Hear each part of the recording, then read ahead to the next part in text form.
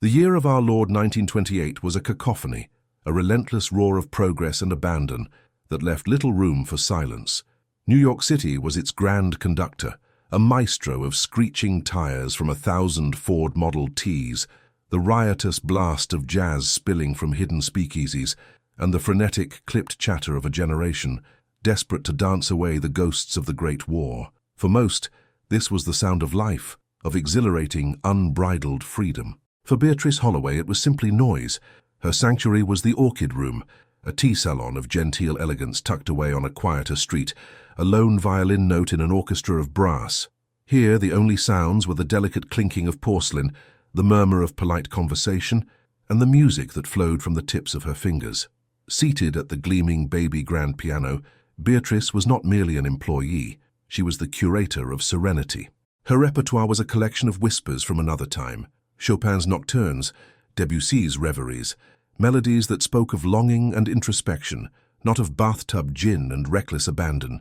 Dressed in a modest but elegant day dress of deep sapphire, its hemline daringly at the knee but its spirit entirely conservative, she was a study in contrasts to the flappers who sometimes wandered in, their beaded dresses and bobbed hair seeming almost alien in the soft light.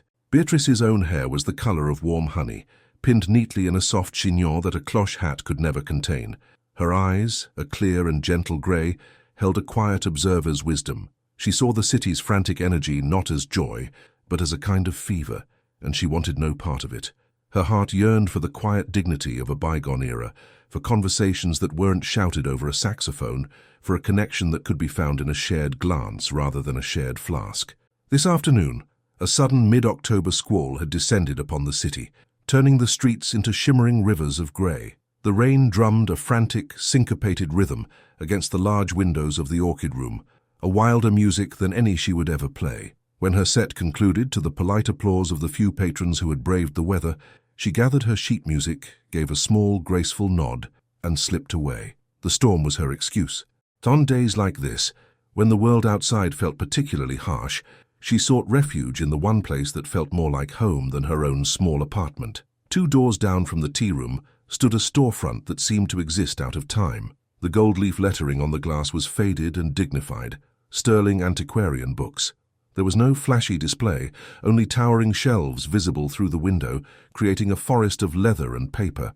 The bell above the door chimed a soft, melodic welcome as Beatrice stepped inside, shaking the rain from her coat. The air within was sacred. It smelled of aging paper, of leather bindings, of beeswax polish, and something else, something indefinable, perhaps the scent of 1,000,000 dormant stories waiting to be awakened. Dust motes danced like fairies in the single beam of light that pierced the gloom from a high, grimy window. This was her true sanctuary. Here the roar of the 1920s was muted to a distant, irrelevant hum. She was a regular visitor, yet she had never learned much about the proprietor. He was as quiet and enigmatic as his shop, Mr. Arthur Sterling. He was a man who seemed to belong more to the pages of the classics he sold than to the bustling city outside. Today he was not at his usual post behind the heavy oak counter. Beatrice browsed, her fingers trailing reverently over the spines of books, the titles whispering of poetry, philosophy, and epic romance. She felt a kinship with these silent storytellers, these vessels of emotion and intellect.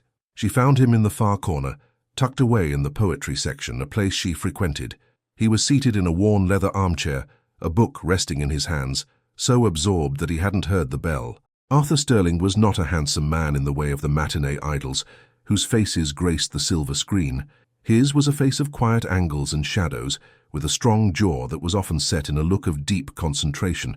His dark hair was neatly parted, and he wore a simple, impeccably tailored dark grey suit that spoke of quality without shouting it. But it was his eyes that held one captive. They were a deep, brooding brown, and they seemed to hold the melancholy of 1,000 lifetimes. They were the eyes of an old soul. Not wanting to disturb him, she turned to a nearby shelf, pulling down a slim volume of Keats. She loved the Romantics, their passionate embrace of beauty and sorrow resonating with a deep chord within her. A thing of beauty is a joy forever. Its loveliness increases. It will never pass into nothingness. The voice was low and smooth, a baritone with the soft timbre of aged whiskey. It startled her. She turned to find Arthur Sterling standing, His own book now closed his gaze upon her. It was not a look of intrusion, but of shared understanding. "I'm sorry," she stammered, a faint blush rising on her cheeks. "I didn't mean to interrupt your reading." "You did not," he said, his smile small and hesitant, yet it transformed his serious features, making him look younger. "You simply chose a book that was speaking to me as well. Keats has a way of making the world feel ordered, beautiful, even in its pain." Beatrice clutched the book to her chest. "He does. It's like his words are the notes and the reader's heart is the instrument.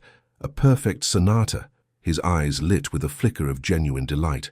A sonata. What a perfect description. Most people see only the words. You hear the music in them. He took a step closer, his presence commanding yet gentle. "You are the pianist from the Orchid Room, are you not, Miss Holloway?" "I am," she replied, surprised he knew her name. "I have heard you play," he confessed. "Sometimes when the city is too loud, I stand by this window and listen. Your music travels. It's a comfort." The compliment was so sincere, so devoid of the usual flirtatious artifice, that it left her momentarily speechless. Here was a man who understood. He understood the need for comfort, for a bulwark against the noise. The conversation that followed was effortless, flowing between them like a gentle current. He spoke of poetry, of the stoicism of the ancient Greeks, of the quiet power of a well-wrought sentence. She spoke of the structure of a fugue, the emotional arc of a sonata, the way a single chord could convey more than 1,000 words. They did not speak of the weather, or of prohibition, or of the latest stock market boom. They spoke of the things that nourished the soul. For Beatrice, it was intoxicating. She had spent years feeling like a solitary island, and now in this dusty, silent bookstore, she had found someone who spoke her language. The air between them grew thick with an unspoken connection, a profound and startling recognition of a kindred spirit. An hour melted away like a dream. The rain had softened to a fine mist, and the late afternoon sun was attempting to break through the clouds, casting a golden, sepia-toned light through the bookstore's window. "I should go," she said reluctantly, the spell beginning to break. "The real world awaits, I suppose." "It always does," Arthur agreed, his small smile returning.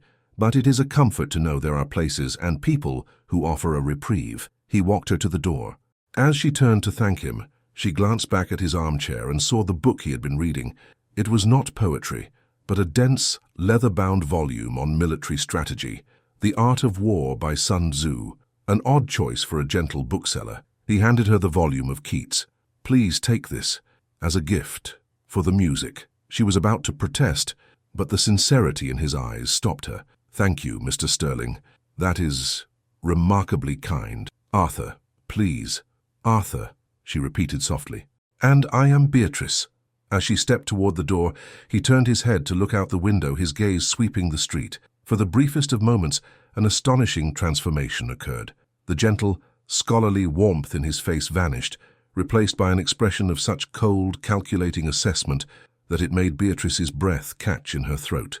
His eyes, which had been pools of thoughtful melancholy, became chips of ice. His posture straightened, his entire being radiating an aura of absolute, dangerous authority. He was watching a man across the street, a flashy figure in a pinstripe suit, and the look on Arthur's face was not that of a man who sells books, but of a general surveying a battlefield, a king observing a threat to his domain. It lasted no more than 2 seconds. He must have felt her gaze upon him, because he turned back to her, and the mask, or was it his true face, slid back into place. The warm, quiet bookseller was there again, his eyes soft. He offered a gentle smile as if nothing had happened. "Be careful on the wet pavement, Beatrice," he said, his voice once again a soothing balm. Beatrice nodded, her heart hammering with a confusion she couldn't name. She murmured her goodbyes and stepped out into the damp air, the little bell chiming her departure. As she walked away, clutching the book of poetry to her chest, she tried to dismiss the image.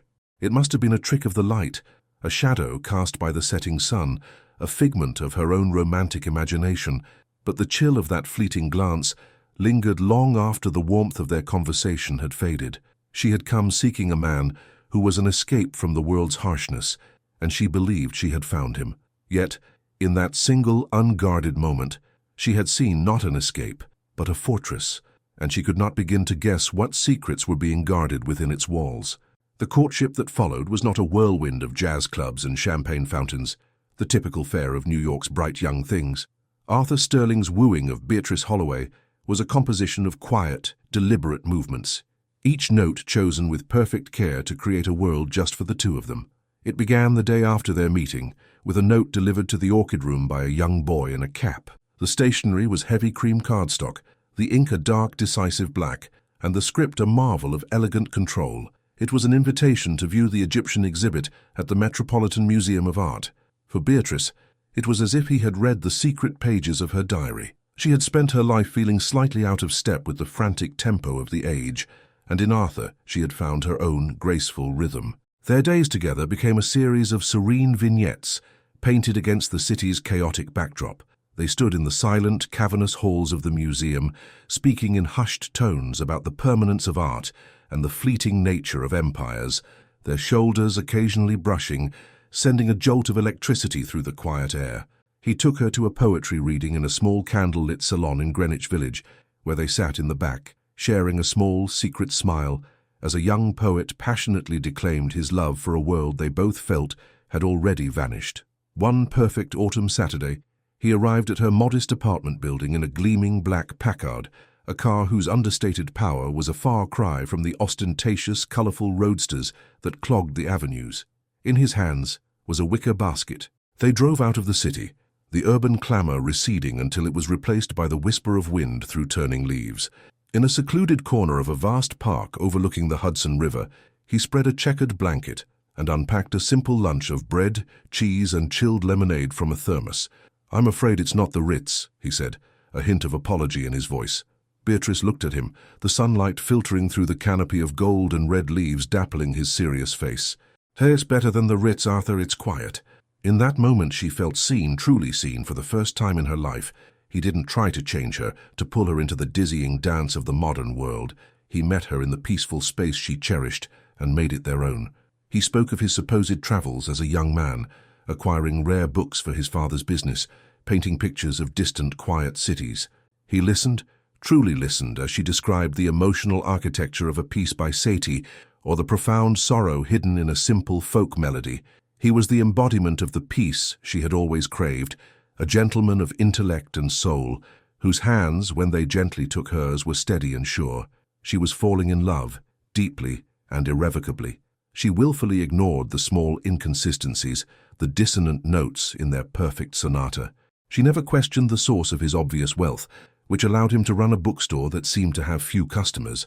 She chose not to wonder why his suits were tailored with a precision that bespoke immense expense, or how he always had a thick roll of cash in his pocket, peeling off bills with a practiced ease.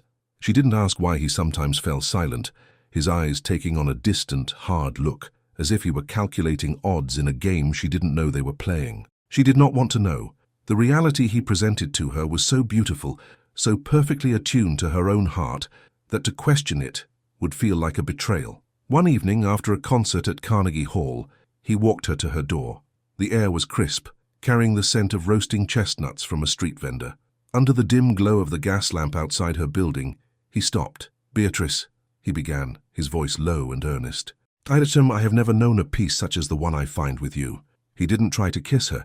Instead, he lifted her gloved hand to his lips, his touch a gesture of profound, almost reverent respect. Her heart swelled. This was what she had dreamed of, a love that was not a fever, but a gentle, warming fire. "Good night, Arthur," she whispered, her voice thick with an emotion she could barely contain. She watched him walk back to his Packard, a tall, solitary figure under the lonely light. He gave her one last look, a small, sad smile on his lips, before getting into the car and driving away. She floated up the stairs to her apartment, convinced she was the luckiest woman in the world. The moment the Packard turned the corner, out of sight of Beatrice's building, the gentle scholar vanished.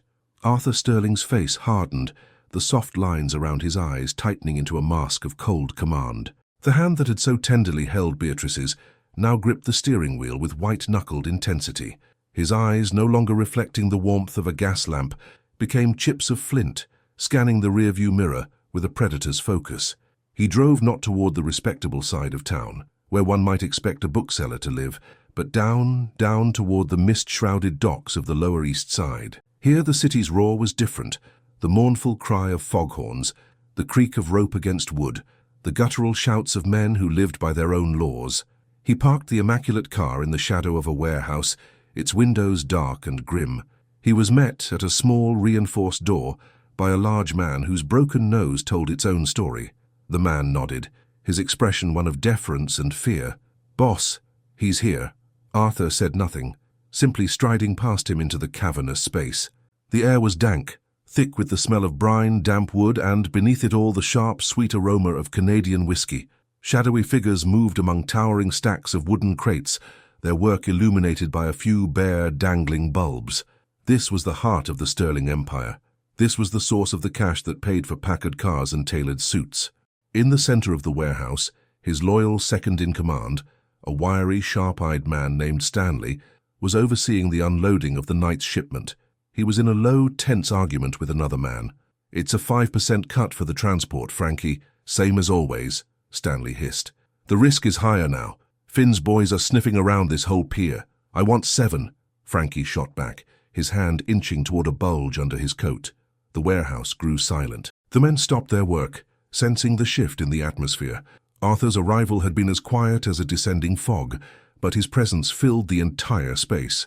He walked toward the two men, his footsteps echoing on the damp concrete floor. He didn't raise his voice, he didn't have to. He stopped before Frankie, his gaze level and unnervingly calm. "Is there a problem with our arrangement, Mr. Gallo?" he asked, his voice the same soft baritone that had quoted Keats to Beatrice. But here in this place it was not soothing, it was terrifying. Frankie Gallo, a man known for his violent temper, visibly shrank. "No problem, Mr. Sterling. Just, business." "My business," Arthur corrected him gently, "relies on agreements being honored, on loyalty, on silence." He paused, letting the last word hang in the air like a guillotine. "You will take your 5%, and you will be grateful for the opportunity to continue working for me. If Walter Finn's men are a concern, you will report it to Stanley and we will handle it. Is that understood?" "Yeah, understood," Frankie mumbled, his eyes fixed on the floor. "Good," Arthur said, the word a final, sharp dismissal. He turned to Stanley. "The shipment?" "All here. 200 crates," Stanley reported, his relief palpable. "We'll have it moved before dawn." Arthur nodded, his mind already moving on, calculating distribution routes, payoffs, and potential threats. He was no longer a man discussing sonatas. He was the silencer, the strategic genius who ran the city's most disciplined and profitable bootlegging operation, a king whose power lay not in loud violence, but in quiet, inescapable control. Later that night, in his large Spartan apartment overlooking the dark expanse of the river, Arthur stood by the window, a glass of the very whiskey his men were unloading in his hand. The room was filled with books, shelves climbing to the ceiling, a testament to the man he was with, Beatrice. But the furniture was minimal, the locks on the door were heavy, and a loaded pistol lay in the drawer of his bedside table.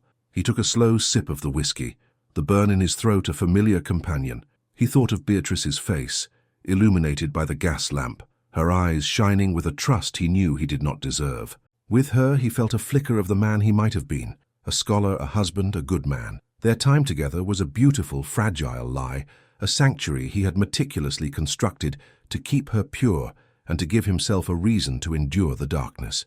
But he knew with the cold certainty of a strategist planning a war that such sanctuaries were never truly safe. The walls were thin, and the noise of his other life, the violent, roaring cacophony of his secret empire, was growing louder every day. He was composing a sonata for 2 hearts, but he was doing it on the edge of a volcano, and he could already feel the ground beginning to tremble beneath his feet. For a time the illusion held. Beatrice and Arthur continued their idyllic courtship, a waltz of quiet moments insulated from the city's frantic jazz. Yet love, like a powerful light, has a way of casting long shadows, and in those shadows details that were once invisible begin to take shape. Beatrice, lost in the beauty of their shared world, had initially chosen not to see them, but now small, discordant notes began to intrude upon their perfect harmony, impossible to ignore. It started with the telephone.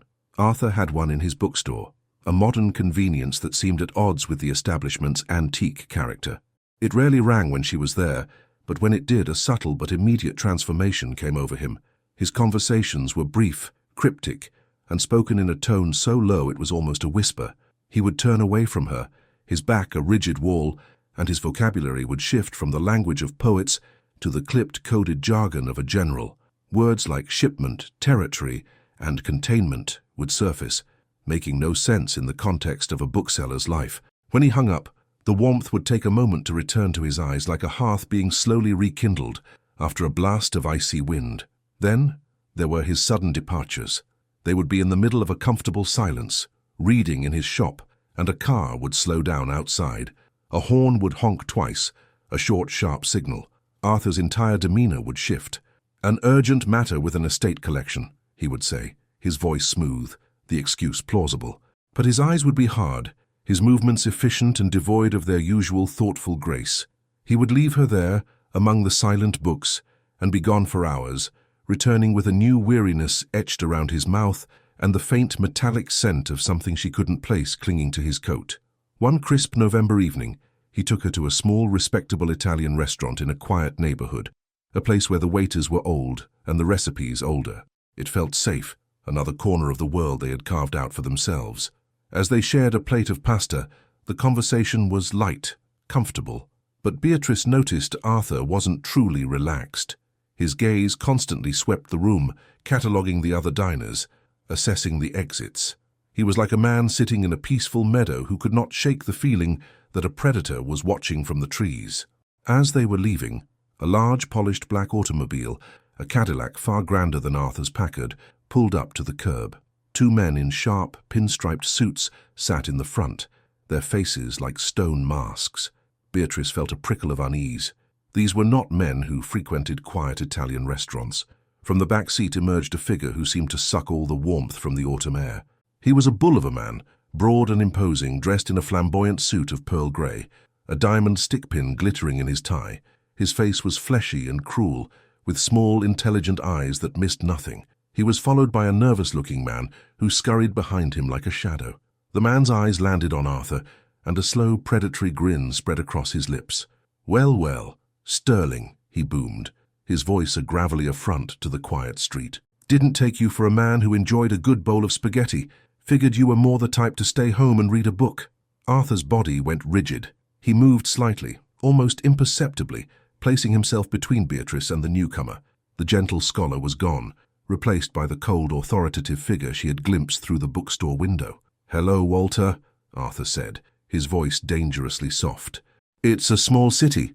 The man, Walter, let his gaze slide past Arthur to settle on Beatrice.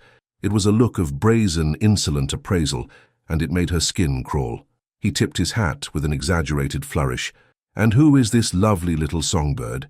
You've been holding out on us, Sterling, hiding all the pretty things for yourself." "Her name is not your concern," Arthur stated, the words clipped and final. He took Beatrice's arm, his grip firm, proprietary. "We were just leaving." Walter Finn laughed, a harsh, grating sound. "Always so quiet, always so serious. One of these days you're going to learn that you can't run this town from the shadows, Sterling. A man's got to make some noise if he wants to be king." He winked at Beatrice. "You be careful, dollface. Sometimes the quiet ones are the most dangerous." With a final nod, Walter and his nervous companion swept into the restaurant, leaving a trail of cigar smoke and menace in their wake. The air felt cleaner once he was gone, but the tension remained coiled tightly in Arthur's shoulders. "Who was that man?" Beatrice asked, her voice trembling slightly. "No one," Arthur said, his tone dismissive, but his jaw was clenched so tightly a muscle jumped. "A competitor. In the book trade. He deals in less reputable first editions." The lie was so thin, so transparent, that it was almost an insult. A book dealer with bodyguards? Who spoke of running the town? She knew he was lying, and for the first time a genuine sliver of fear pierced the bubble of her love. He rushed her away from the restaurant, his hand still tight on her arm. He didn't speak on the drive to her apartment. The silence in the car was no longer comfortable. It was heavy, suffocating, filled with everything that was not being said. The final, shattering dissonance came a week later. Arthur had promised to take her to see a traveling Shakespearean troupe, a treat she had been anticipating for weeks. He was to pick her up at 7. By 8, he had not arrived. By 9, she was sick with worry. Just as she was about to put on her coat and walk to his bookstore, a telegram arrived. The boy handed her the yellow envelope, and she ripped it open with shaking hands. The message was stark, devoid of his usual eloquence. "Unavoidably detained. My deepest apologies. Will explain. Our disappointment warred with a gnawing anxiety. She spent the night awake, staring at the ceiling, imagining all sorts of dreadful scenarios. An accident, an illness. The next afternoon, he appeared at her door. He looked exhausted. There was a dark bruise high on his cheekbone, artfully concealed with what looked like stage makeup, and a small, precise cut above his eyebrow, closed with a butterfly bandage. But what truly frightened her was the look in his eyes, a deep, soul-shaking weariness she had never seen before. "Arthur, what happened? Are you all right?" she cried, pulling him inside. "It's nothing," he said, his voice raspy. "A foolish accident. A stack of crates fell on me at a warehouse auction. I'm perfectly fine." He sank into a chair, running a hand over his face. The story was clumsy, unbelievable. Crates didn't leave neat cuts and precisely placed bruises. Men did. Men like Walter Finn. She knelt before him, taking his hands in hers. They were cold as ice. "Arthur, please, talk to me. That man, Walter, did he have something to do with this?" He looked at her, and in his eyes she saw a profound, desperate conflict. He opened his mouth to speak, to offer another lie, another comforting fabrication to patch the holes in their perfect world. But he hesitated. For the first time, the lie would not come. He saw the trust in her eyes, warring with the fear and the dawning suspicion, and he knew that another falsehood would be the cruelest blow of all. But the truth was a bomb, and he couldn't bring himself to light the fuse. "Beatrice," he said, his voice aching with a pain that had nothing to do with his physical injuries. "The world is more complicated than my bookstore. There are things I do to protect it, to protect us." He reached out and gently stroked her cheek, his thumb brushing over her soft skin. "Can you trust me, even when you don't understand?" His plea was so raw, so vulnerable, that it tore at her heart. She wanted to.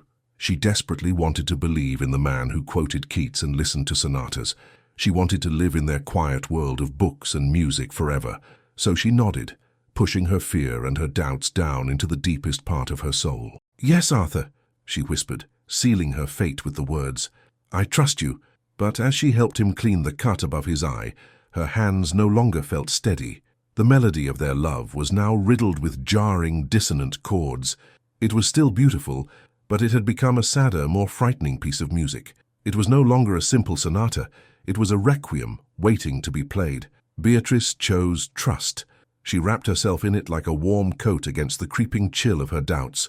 She told herself that good men were sometimes forced into complicated situations, that the world was a messy, imperfect place, and that the Arthur she knew, the man who found the music in poetry and the peace in a shared silence, was the true man. The bruises, the secrets, the sudden absences, they were merely the harsh static of a world she did not need to understand.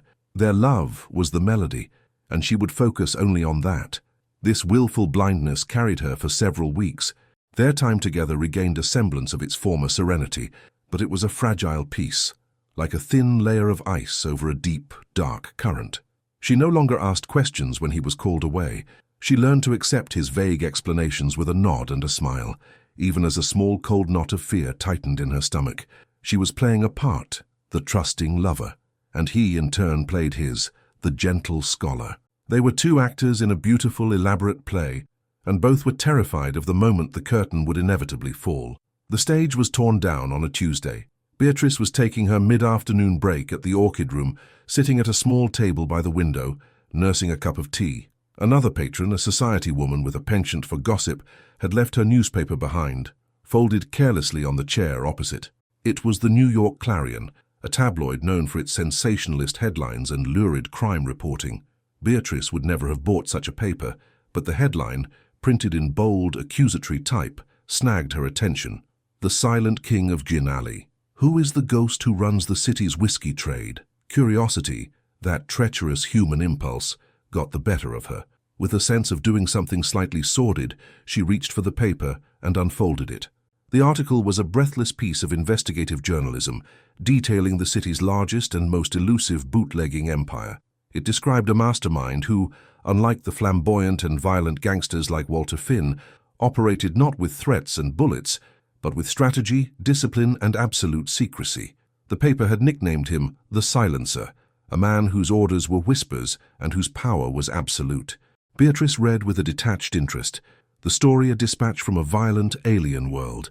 Then she came to the profile of the man himself, a composite drawn from anonymous sources and terrified whispers.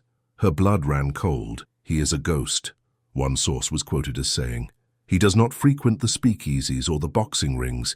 He is a man of culture, they say, a man who hides in plain sight. He is said to possess a mind like a steel trap, capable of orchestrating a dozen complex operations at once, without raising his voice." Beatrice's hand began to tremble, rattling the teacup in its saucer. She read on, her heart hammering against her ribs, like a trapped bird. While his rivals, like the brutish Walter Finn, build their empires on fear and noise, the silencer builds his on intellect. His front is believed to be utterly unimpeachable. Some whisper he is a man of letters, a scholar. One rumor, almost too poetic to be believed, suggests he has a fondness for the English romantic poets and can quote Keats by the yard. It is this duality that makes him so dangerous. The soul of a poet, the mind of a general. Keats. The book he had given her, the book of military strategy she had seen by his chair. The pieces clicked into place with the sickening finality of a coffin lid being nailed shut. The quiet gentleman, the man who heard the music in words. The lies, all of them, were not just lies. They were truths, twisted and repurposed to build the facade of Arthur Sterling, antiquarian bookseller. The final blow came in the last paragraph, which detailed a recent violent clash between the Silencer's faction and Walter Finn's gang near a small Italian eatery. A shipment had been intercepted. Men had been hurt. The paper called it a stern message delivered from the shadows. The teacup slipped from her fingers, shattering on the floor, but Beatrice didn't hear it. The only sound in her ears was a deafening roar, the sound of her world collapsing, the sound of a silence that was louder and more terrifying than any noise she had ever known. She didn't remember grabbing her coat or leaving the tea room. She found herself standing on the rain-slicked pavement, the crumpled newspaper clutched in her fist, her breath coming in ragged, painful gasps. There was only one place to go. The bell above the door of Sterling Antiquarian Books chimed, the sound mocking the memory of her first magical visit. The shop was empty, steeped in its usual scholarly gloom. Arthur was behind the counter, polishing a pair of spectacles, the very picture of placid intellect. He looked up when she entered, his face breaking into that small, warm smile that had so thoroughly captured her heart. "Beatrice," he said, his voice a balm of gentle welcome. "What a pleasant surprise." The smile died on his lips when he saw her face. He saw the stark terror in her eyes, the paleness of her skin, the newspaper crumpled in her white-knuckled grip. In that instant, he knew. The war he had been fighting on two fronts was over, and he had lost. A profound weariness settled over his features, the resignation of a man finally facing his execution. She walked toward him, her steps unsteady, and laid the newspaper on the counter between them. She smoothed it out with a trembling hand, her finger pointing to the headline. She couldn't speak. She could only look at him, her grey eyes pleading, begging for him to deny it, to laugh and tell her it was a ludicrous fantasy, a story spun by a madman. He looked down at the article, his gaze sweeping over the words. He didn't even need to read it. He simply looked back up at her, and in the depths of his dark, melancholy eyes, she saw the truth. There was no denial. There was only the quiet, devastating sorrow of a king whose castle had just been breached. "It's you," she finally whispered, the words barely audible, broken, all of it. The silencer. "It's you." It was not a question. It was a statement of damnation. "Yes," Arthur said. The single word was not an admission of guilt. It was a surrender. A chasm of grief opened within her, cold and absolute. The man she loved did not exist. He was a fiction, a carefully constructed character designed to win her heart. Every shared glance, every quiet conversation, every moment of perceived connection was now tainted, revealed as part of an elaborate, cruel deception. "The books," she said, her voice gaining a sharp, hysterical edge as she gestured to the shelves around them. "The poetry, the quiet life. Was any of it real, or is this all just a stage, a prop for your other life?" "Beatrice, please," he began, reaching a hand toward her. "Don't touch me," she cried, recoiling as if from a hot iron. The revulsion in her own voice shocked her. "You let me believe you were safe. You let me believe you were an escape from the noise, from the violence. But you're not the escape, Arthur. You are the noise. You're the source of it." Tears streamed down her face now, hot and bitter. "I felt so foolish, worrying about you. The bruise on your face. You weren't hurt in an accident, were you? You were fighting, like some common thug in an alley, like that monster, Walter Finn." "It is not the same," he said, his voice low and intense. "What I do it with control, with rules. It was my father's business. A legacy I inherited and could not escape."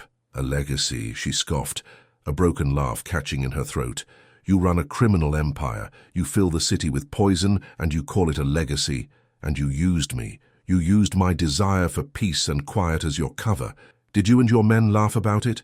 The naive little pianist who played Chopin while you were counting your blood money?" "Never!" he exclaimed, the first crack in his composure. His voice was raw with pain. "Never. The time I spent with you, Beatrice, that was the only real thing in my life. It was my sanctuary, not yours." "A sanctuary built on lies is a prison," she retorted, her heart shattering with every word she spoke. "You didn't protect me from your world, Arthur. You dragged me into it. That man, Walter, he knows who I am now. He looked at me as if I were property. Your property. You put a target on my back." He had no answer for that. The truth of her words hung between them, as heavy and cold as a tombstone. She looked around the bookstore, her sanctuary now desecrated. The rows of books seemed to mock her, their leather spines like silent, judging witnesses to her gullibility. Her gaze fell upon a small, leather-bound volume of Keats on the counter, the very one he had given her. With a final, choked sob, she pushed it away from her. It slid across the polished wood and fell to the floor with a soft, final thud, the sound of a story ending. "I loved a gentleman who sold books," she whispered, her voice hollowed out by grief. "A quiet, gentle man. I don't know who you are." She turned and walked away, her back straight, her spirit broken. She did not run. She walked with the leaden slowness of someone leaving a gravesite. The little bell chimed her exit, a sound that now felt like a death knell. Arthur Sterling stood alone, motionless, in the silent heart of his empire of books and secrets. He did not move to pick up the fallen volume of poetry. He simply stared at the empty doorway, the scent of her perfume, and the echo of her heartbreak hanging in the air. The silence he had so carefully cultivated had finally consumed him. It was the silence of utter and absolute loss. Do you believe love can conquer time and secrets? Tell us in the comments. The world, once a place of gentle melodies and quiet beauty, had become a prison for Beatrice Holloway. The aftermath of her discovery was not a fiery explosion of grief, but a slow, suffocating asphyxiation of the soul. She returned to her job at the Orchid Room because the routine was the only thing that kept her from dissolving completely. But the magic was gone. Her fingers, which once danced over the ivory keys, now moved with a heavy mechanical precision. The piano, her lifelong friend and confidant, felt like a stranger. The keys were no longer conduits of emotion, but cold marble tombstones beneath her touch. The music she produced was technically flawless, but emotionally vacant, a perfect, beautiful corpse of what it once was. Her sanctuary had become a cage. Every customer who entered was a potential threat. Every car that backfired on the street sent a jolt of pure terror through her. The city was no longer a backdrop for her quiet life. It was a hunting ground, and she was the exposed prey. She had seen behind the curtain, had learned the name of the ghost who ran the city's shadows, and that knowledge was a heavy, dangerous burden. She now understood the cold appraisal in Walter Finn's eyes, the predatory grin. She was not a person to him. She was a pawn, a weakness, a piece in a brutal game she never wanted to play. Arthur had not protected her. He had branded her. Sleep offered no escape. Her dreams were a torment of fragmented images. Arthur's cold assessing stare from the bookstore window, the glint of Walter Finn's diamond pin, the roar of engines in a dark alley. She would wake up with her heart pounding, the phantom scent of cheap cigar smoke and danger in her small apartment. She was haunted, not by the loss of the man she thought she loved, but by the terrifying reality of the man he truly was. Her heartbreak was indistinguishable from her fear. For Arthur, the separation was a different kind of hell. He did not retreat into sorrow. He plunged into the cold, black abyss of his own making. The bookstore, once his refuge, became a mausoleum filled with the ghost of Beatrice's laughter. He locked its doors and retreated to a Spartan office in the back of one of his warehouses, the true heart of his operations. The man Beatrice had known, the gentle scholar, was dead and buried. Only the silencer remained.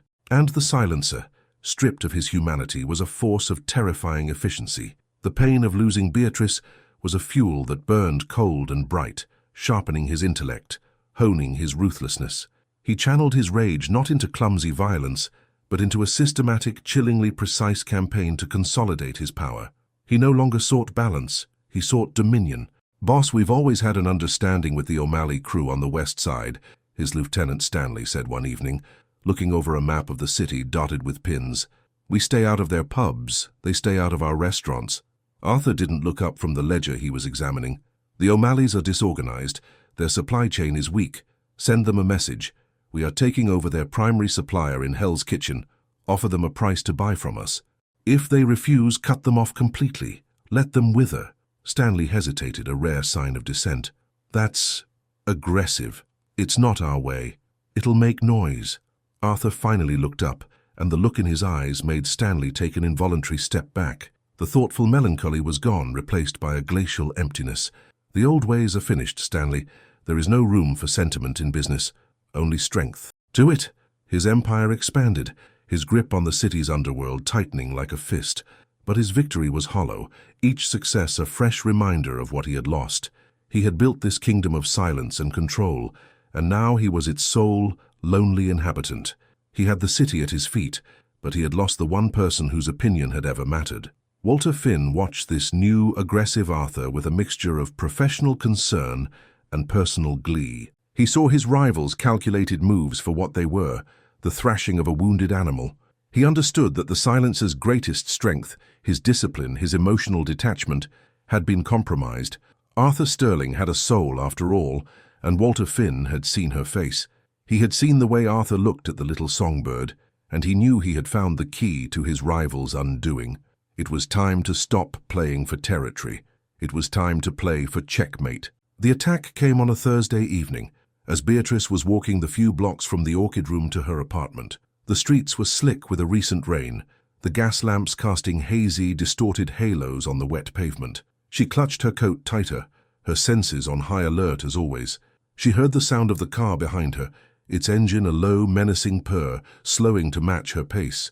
It was not a flashy Cadillac, but a nondescript Ford, its black paint absorbing the light. It pulled up beside her, and the passenger door swung open. A man in a dark suit and fedora leaned out. He wasn't overtly threatening, but his eyes were cold and empty. "Miss Holloway," he said, his voice quiet, conversational. "Mr. Finn would like a word with you.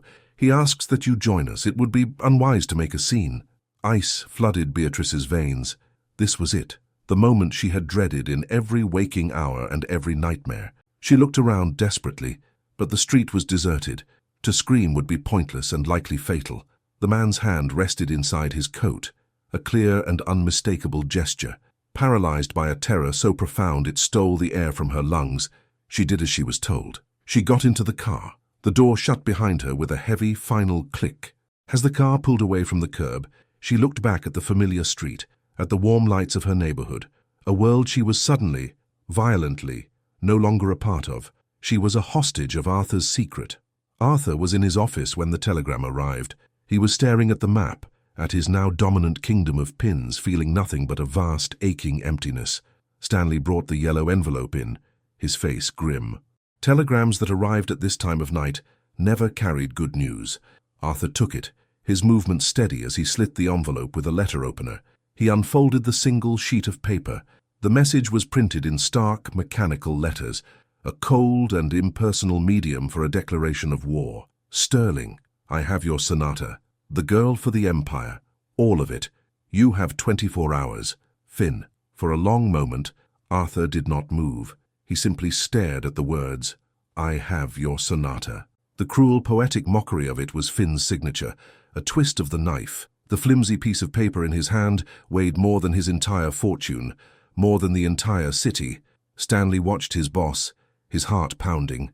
He saw a tremor run through Arthur's body, a single violent shudder that seemed to shake the very foundations of his legendary control.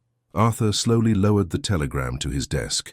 Then, with a sudden guttural roar of pure, unadulterated rage, a sound of primal fury that Stanley had never heard and would never forget, he swept his arm across the map. The carefully placed pins, representing years of strategy, of patience, of silent conquest, scattered across the floor like dead soldiers. His kingdom, destroyed in a single, impulsive gesture. He stood breathing heavily in the sudden, shocking silence, his knuckles white where they gripped the edge of the desk. The cold, calculating strategist was gone. The heartbroken scholar was gone. All that was left was a man with nothing left to lose, staring into an abyss that had just stolen the only light he had ever known, and he was prepared to burn the entire world down to get it back. The 24 hours that followed were a blur of cold fury and meticulous planning. Arthur Sterling, the man who had built his empire on the principles of silence and discretion, prepared for war. But this was not a war for territory, for profit, or for power. It was a holy war, a singular, obsessive crusade with one objective: Beatrice. In his warehouse office, now bare of the map that had once defined his world, he became a general on the eve of a battle from which he did not expect to return. "Stanley," he said, his voice devoid of all emotion, a terrifyingly calm lake over a volcanic core. "Call in every man who owes us a favor, every driver, every lookout, every enforcer. Empty the speakeasies, close the warehouses. Tonight nothing moves, no bottle of whiskey is more important than this." "Boss, what's the plan?" Stanley asked, his face pale. He had never seen Arthur like this. This was not strategy, it was immolation. "Finn thinks I will negotiate," Arthur said, his eyes distant, focused on a battlefield only he could see. "He believes I value what I've built. He's wrong. He has made this personal, and in doing so, he has handed me my only advantage. He has something to protect. I no longer do." He turned to his lieutenant, his gaze sharp and clear. "I am going to tear down everything Walter Finn has ever built, piece by piece, until he has no choice but to give her back." Meanwhile, Beatrice was living a nightmare. She was being held in a room at the top of a disused distillery on the industrial outskirts of the city. The air was thick with the sweet, cloying smell of stale mash and decay. The room was sparse. A cot, a chair, a single barred window overlooking a maze of rusted pipes and grimy brickwork. Walter Finn had visited her once, his presence filling the small space with an oily menace. "Don't you worry, songbird," he had sneered, lighting a thick cigar. "Your man of letters will come for you. He's predictable, sentimental. It's his weakness.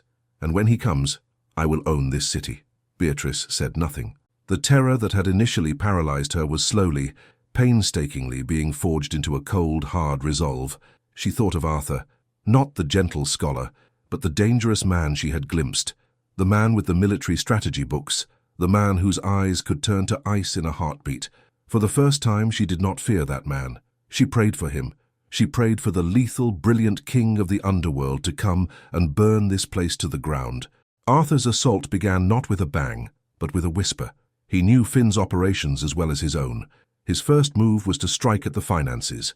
Using his network of informants, he made 3 anonymous calls to federal prohibition agents, giving them the exact locations of Finn's 3 largest, most profitable speakeasies, timing the calls for when the cash boxes would be full. Within an hour, Finn's primary sources of income were being smashed to splinters by federal axes. Next, he targeted Finn's supply lines. His men, armed with crowbars and quiet determination, didn't attack Finn's enforcers. They attacked his infrastructure. They disabled his fleet of delivery trucks, sabotaged a shipment of imported gin at the docks, and started a fire in the warehouse where he stored his empty bottles. Arthur was not engaging Finn's army. He was cutting off its legs. Walter Finn, sitting in his opulent office, received the reports with mounting disbelief and fury. This wasn't a negotiation. This wasn't a rival trying to gain leverage. This was annihilation. Sterling was salting the earth, destroying the very empire he was supposed to be ransoming the girl for. It was the move of a madman, a fanatic. Finn slammed his fist on his desk, scattering papers. He had miscalculated. He had thought Sterling's love for the girl was a weakness he could exploit. He hadn't understood that for a man like Sterling, a man who had lived his life in a cage of his own making, that love was the only thing that made him free. Free from reason, from profit, from fear. "Get the car," Finn roared at his men. "We're moving the girl now. He wants chaos. I'll give him chaos." Arthur had anticipated this. He had men watching every known Finn stronghold, including the old distillery. The call came through to the payphone at the garage where Arthur was waiting, a Thompson submachine gun resting on the seat beside him. "They're moving her. A black Cadillac heading south on the river road," the lookout reported. "Stay back. Do not engage," Arthur commanded. "I will handle this myself." He hung up the phone and turned to Stanley, who sat behind the wheel of the Packard, his face a grim mask. "Let's go." The chase that followed was a ballet of death through the rain-slicked industrial streets. The Packard, stripped of its genteel pretenses, was a beast, its powerful engine roaring in the night. Stanley drove with a desperate skill, weaving through the sparse traffic, gaining on the fleeing Cadillac. Inside the Cadillac, Beatrice was shoved between two of Finn's thugs in the back seat, her heart a frantic drum against her ribs. She could see the Packard's headlights growing larger in the rear window, a relentless pursuing star. Finn, in the front passenger seat, looked back, his face a mask of sweating fury. "Lose them!" he screamed at his driver. The cars tore through the night, engines screaming, tires screeching on the wet asphalt. Arthur leaned out the passenger window, the cold rain lashing his face. He lifted the Thompson, the weapon an ugly, brutal extension of his will, and fired a controlled burst not at the passengers, but at the Cadillac's rear tires. The car swerved violently, one tire blown, and screeched to a halt, fishtailing into the side of an abandoned warehouse. Before the smoke had cleared, Arthur was out of the Packard, the submachine gun held at the ready. Stanley was right behind him, a pistol in his hand. Finn's men spilled out of their car, guns drawn. The night exploded with the roar of gunfire. Beatrice screamed from inside the car, ducking down as a window shattered above her head. She watched in horrified awe as Arthur moved. He was no longer a scholar or a businessman. He was a soldier. He moved with a chilling economy of motion, using the hulking shapes of abandoned machinery for cover, his shots precise and deliberate. This was the man who read the art of war. He wasn't just fighting, he was conducting. Walter Finn, using the car door as a shield, dragged Beatrice out, pressing the cold barrel of a pistol to her temple. "That's enough, Sterling," he bellowed, his voice raw with desperation. "Drop the gun, or the songbird sings her last tune." The shooting stopped. An unnatural silence descended, broken only by the panting of men and the drumming of the rain. Arthur stepped out from behind a rusted metal container, his Thompson held loosely at his side. He saw Beatrice, her eyes wide with terror, the gun against her head. He saw the wild, cornered look in Finn's eyes. "Let her go, Walter," Arthur said, his voice calm, measured. "This is between us." "It was always between us," Finn spat. "But you had to have it all. The quiet man with the biggest piece of the pie, well, now you have nothing." Beatrice, her mind racing, knew this was the pivotal moment. Arthur was exposed. She looked at Finn, at his sweating, desperate face. Then she looked down. In his panic, Finn had positioned them next to a stack of empty steel barrels. An idea, born of pure adrenaline-fueled instinct, seized her. She did the one thing a hostage should never do. She moved. With a sudden convulsive sob, she stomped down hard on Finn's instep with the heel of her shoe and threw her entire body weight sideways against the stack of barrels. The move was so unexpected, it caught Finn completely off guard. He roared in pain and surprise, his grip on her loosening for a fraction of a second. The barrels, precariously balanced, teetered and then crashed to the ground with a deafening metallic clang. It was all the distraction Arthur needed. He didn't hesitate. He raised the Thompson and fired a single, short, brutal burst. Walter Finn's body was thrown backward against the car, the surprise on his face frozen for eternity. He slid to the ground, leaving a dark smear on the black paint. The silence that followed was absolute. It was the silence of the end. Beatrice was on the ground amidst the fallen barrels, shaking uncontrollably. The roar of the gunfire still echoed in her ears. She looked up and saw Arthur walking toward her, the smoke still curling from the barrel of his gun. He was a terrifying spectre in the dim light, a killer, a king, a monster. He stopped before her, his face a pale, unreadable mask in the darkness. The gun hung from his hand, heavy and obscene. And in his eyes she saw it all, the violence, the power, the darkness she had so feared. But beneath it she saw something else, something she had never truly seen before, the fierce, desperate, unconditional love that had driven him to burn his own world to the ground just to reach her. They were no longer a scholar and a pianist. They were two survivors, standing in the smoking ruins of a secret that had almost destroyed them both. The world rushed back in pieces. The rhythmic patter of rain on metal, the distant, mournful wail of a ship's horn from the river, the acrid smell of cordite hanging in the damp air. Beatrice was on her knees, the rough asphalt cold and wet through the fabric of her dress. Before her stood Arthur, no longer a gentleman of letters, no longer the silencer, but a man stripped bare by violence and love, his face a canvas of exhaustion and pain. He dropped the heavy Thompson submachine gun. It clattered to the ground with a sickening final sound, an ugly punctuation mark at the end of a brutal sentence. He took a step toward her, his hand outstretched, then hesitated, as if suddenly remembering the blood that was figuratively and perhaps literally on it. He seemed to fear that his touch would contaminate her, but Beatrice saw past the weapon, past the body of Walter Finn lying in the shadows, past the entire horrifying tableau. She saw the man who had burned down a kingdom for her. She saw the raw, desperate terror in his eyes when he thought he might lose her. With a strength she didn't know she possessed, she pushed herself to her feet.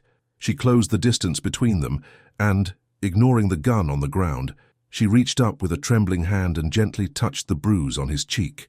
"Arthur," she whispered, her voice fractured, but clear. It was the first word spoken in their new world. His own composure, held together by adrenaline and sheer will, finally broke. A shudder racked his body. He closed his eyes, leaning into her touch, as if it were the only anchor in a maelstrom. "Beatrice," he breathed, his voice thick with a sorrow so profound it seemed to come from the very center of the earth. "I am so sorry for all of it, for the lies, for the danger, for this." His gesture took in the entire scene of carnage around them. "You came for me," she said, her statement simple, absolute. It was not an absolution, but it was an acknowledgement, an acceptance of a terrible, beautiful truth. He had shown her the very worst of himself in the act of proving the very best of his love. Sirens began to wail in the distance, a sound that would once have terrified her. Now it was just noise. Stanley rushed forward, his face etched with urgency. "Boss, we have to go. Now. The police." Arthur didn't take his eyes off Beatrice. "Get her home, Stanley," he commanded, his voice regaining a sliver of its old authority. "Use the back roads. Make sure she is safe. No one is to follow you." "And you?" Stanley asked, his loyalty warring with his fear. "I have one last thing to do," Arthur said.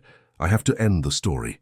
He gave Beatrice his hand, a final desperate squeeze, a silent promise, and then he melted back into the shadows, a ghost returning to his haunted kingdom for one last act. Beatrice didn't see Arthur for 3 days. They were the longest days of her life, a period of suspended animation where she did not know if she was a survivor or a widow. She stayed locked in her apartment, the world outside a place she no longer recognized. She did not play the piano. On the 4th day, a letter arrived. It was not a telegram, but a thick, cream envelope, his name absent from the return address. His elegant, controlled script was a familiar sight that made her heart ache. "My dearest Beatrice," it began, "if you are reading this, it means I have succeeded. I have spent the last few days untangling the knots I tied over a lifetime. An empire built in the dark is not easily dismantled, but the motivation to do so, I have learned, is the most powerful force on earth." He went on to explain in brief, pragmatic terms what he had done. He had convened a meeting with the key figures of his organization. He had not vanished or been killed. He had abdicated. He had handed the entire operational control over to Stanley, a man he trusted, with a clear and binding set of instructions. The business was to be run with a new code. No more violence, no more expansion. It was to be a holding action, a slow and steady liquidation of assets, preparing for the day prohibition would inevitably end, at which point the entire enterprise was to be converted into a legitimate shipping and logistics company. He had signed away his name, his power, and his fortune, keeping only enough to start again. He was no longer the silencer. He was no longer a king. He had made himself a ghost in truth. The final lines of the letter were for her alone. "I know I have no right to ask you for anything. The man you fell in love with was a shadow, and the real man has caused you nothing but pain. But I must ask you to believe this one final truth. The love I have for you was the only part of that shadow that was real. It was the part that longed for the light. I have purchased 2 one-way tickets for a train, leaving Penn Station tomorrow at noon. It is heading south toward the sea. There will be no questions asked, no life to escape, only a quiet place to begin again. If you are not there, I will understand. I will get on the train alone and disappear from your life forever, and you will finally be safe. But if by some miracle I do not deserve, you still believe there is a melody left for us to write, I will be waiting for you on the platform, by the clock. Yours in hope, Arthur." Beatrice read the letter 3 times, her tears staining the expensive paper. He was offering her a choice, a way out. She could stay in New York, reclaim her quiet life, and slowly heal, forgetting the man of secrets. Or she could step off a cliff with him, into an unknown future, armed with nothing but the belief in a love that had been born in a lie, but proven in a crucible of fire. The next day, at 5 minutes to noon, Beatrice Holloway walked onto the bustling platform at Penn Station. She wore a simple traveling dress and carried a single suitcase. She saw him immediately. He was standing by the large, round clock, his back to her, watching the steam billow from the waiting train. He looked smaller without his fine suits, dressed in a simple tweed jacket and trousers, a man trying to be invisible. He looked like a stranger. As if sensing her presence, he turned. Their eyes met across the platform, through the crowds of departing soldiers and hopeful families. A universe of fear, hope, and uncertainty passed between them in that single, silent glance. He did not smile. He simply watched her, his heart in his eyes, leaving the final choice to her. She took a deep breath. The sounds of the station, the conductor's call, the hiss of steam, the cries of farewell, fading into the background. She took a step, and then another. She walked toward him, her steps growing more confident, more certain, until she was standing before him. "I was afraid," she said, her voice soft but steady, "that you had forgotten the sheet music." A slow, wondrous smile finally broke across Arthur's face, a sunrise after a long, dark night. He took her hand, his grip warm and sure, and without another word he led her onto the train. 6 months later, the morning sun streamed through the large windows of a small whitewashed building that smelled of sea salt and old paper. The sign outside, painted in simple blue letters, read, "Seaside Lending Library." Inside, Beatrice was carefully placing a new card into the pocket of a worn copy of The Adventures of Huckleberry Finn. The only sounds were the gentle lapping of waves on the shore, just a few yards away, and the cry of gulls overhead. It was a silence that was real, a peace that had been earned. Arthur walked in from the small apartment they shared in the back, carrying 2 steaming mugs of coffee. He placed one on the counter for her, his hand lingering on hers for a moment. He looked at her, his eyes clear and calm, the old melancholy replaced by a quiet, deep-seated contentment. He was no longer a man of secrets. He was just Arthur, a man who ran a small library in a town where no one knew his name. She smiled at him, a genuine, untroubled smile. Her love was not a fragile, idealized thing anymore. It was strong, resilient, forged in the knowledge of who he was and what he had been. She had not found peace by escaping his darkness. She had found it by walking through that darkness with him and emerging, together, into the light. He was her quiet gentleman after all. He had just taken a very long, very dangerous road to become him. True love is not about finding a perfect person who shields you from the world's darkness. It is about having the courage to love an imperfect person completely and walking with them through their shadows, not in search of an escape, but in search of a shared light. Peace is not a place you find. It is a choice you make together after the storm has passed. If this story touched your heart, subscribe for more romances.